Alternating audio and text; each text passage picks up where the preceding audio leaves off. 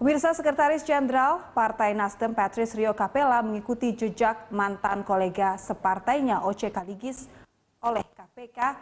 Patrice dijadikan tersangka karena diduga menerima uang dari Gubernur Sumatera Utara nonaktif Gatot Pujo Nugroho untuk mengamankan kasus korupsi dana bansos.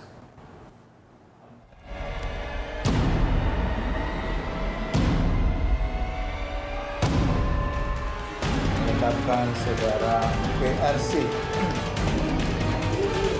menjadi tersangka.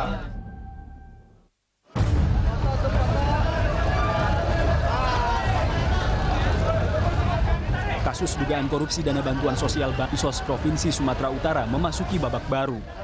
Komisi Pemberantasan Korupsi KPK pada hari Kamis 15 Oktober 2015 kemarin menetapkan Gubernur nonaktif Sumatera Utara Gatot Pujo Nugroho dan istri mudanya Evi Susanti sebagai tersangka penyuapan. Mirip dengan kasus suap Hakim PT UN, Gatot dan Evi lagi-lagi menyeret elit Partai Nasdem sebagai tersangka. Jika di kasus pertama, Ketua Mahkamah Pertimbangan Partai Nasdem Oce Kaligis yang terjerat, kini giliran Sekretaris Jenderal Patrice Rio Capella yang jadi pesakitan.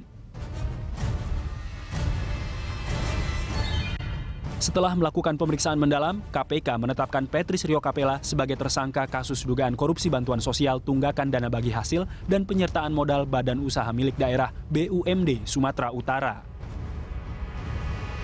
Pelaksana tugas Wakil Ketua KPK Johan Budi menegaskan telah menemukan 2 bukti permulaan yang cukup untuk menjadikan Gatot Pujo Nugroho, Evi Susanti, dan Patrice Rio Capella sebagai tersangka.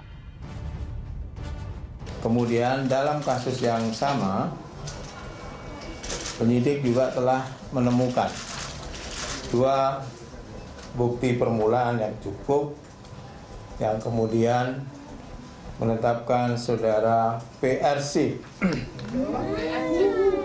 menjadi tersangka selaku anggota DPR.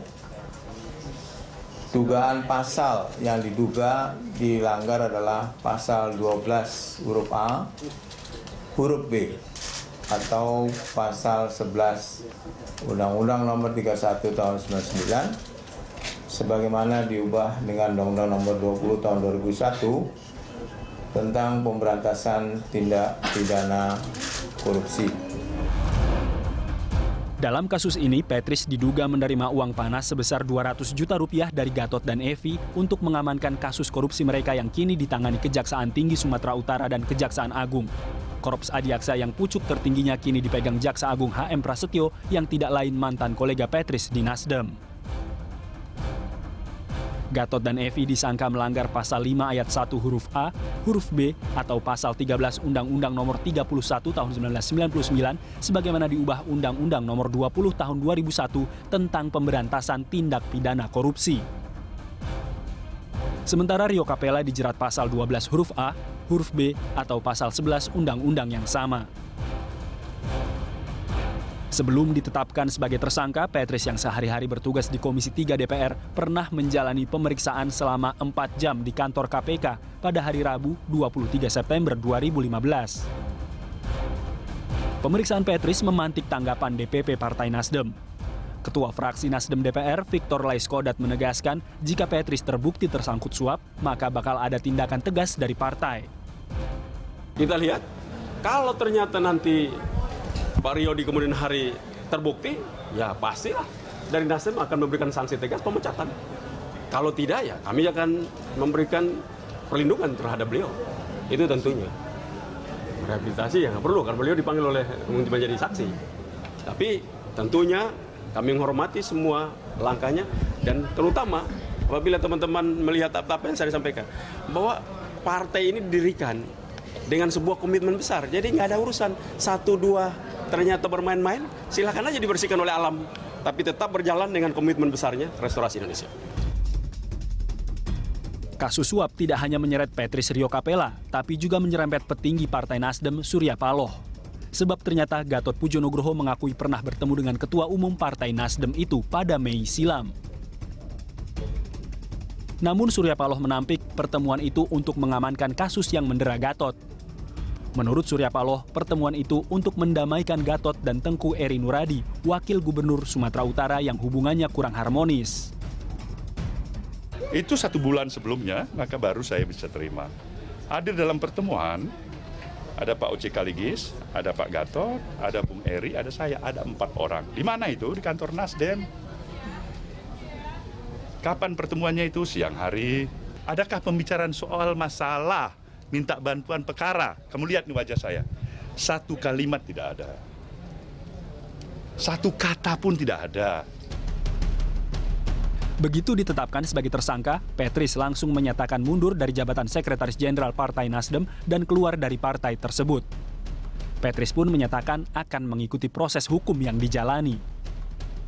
Dan saya menyatakan mengundurkan diri dari jabatan Sekretaris Jenderal dan menyatakan berhenti dari partai ini, karena tentu saya tidak bisa lagi bersama-sama dengan partai ini karena saya menghadapi persoalan yang ada di KPK. Nah, kemudian saya yakin bahwa partai ini akan terus berjalan dengan prinsip awalnya, ya, untuk melakukan perubahan dalam segala bidang, dan saya juga ikut membesarkan partai ini dari awal. Jadi saya pikir itu, saudara sekalian, yang bisa saya sampaikan. Saya menyatakan berhenti dari DPR, berhenti dari partai, dan mundur diri sebagai sekjen. Terima kasih. Pak Patrice, bakal mengajukan pra-peradilan nggak, Pak? Itu saya belum tahu. Nanti pengacara saya akan menjelaskan dari sisi hukum, ya, karena saya sendiri belum menerima surat penetapan sebagai tersangkanya. Sehari setelah ditetapkan sebagai tersangka, Patrice Rio Capella kembali menjalani pemeriksaan di KPK. Kuasa hukum Rio, Magdir Ismail, menyatakan kliennya tidak pernah menerima dana dari Gatot Pujo-Nugroho maupun istrinya Evi Susanti. Menurut Magdir Ismail, kliennya memang ada menerima uang senilai 200 juta rupiah, tapi uang itu bukan dari Gatot, melainkan dari teman kuliah Patrice. Kalau itu diberikan bukan oleh Pak Gatot, tetapi oleh orang lain, temannya Pak Rio, dan itu dikembalikan kepada temannya ini. Nominalnya memang berapa, Pak? Nominalnya 200 juta. Karena sampai hari ini kan kami sendiri kan belum tahu secara persis apa sih yang dipersangkakan kepada Pak Rio.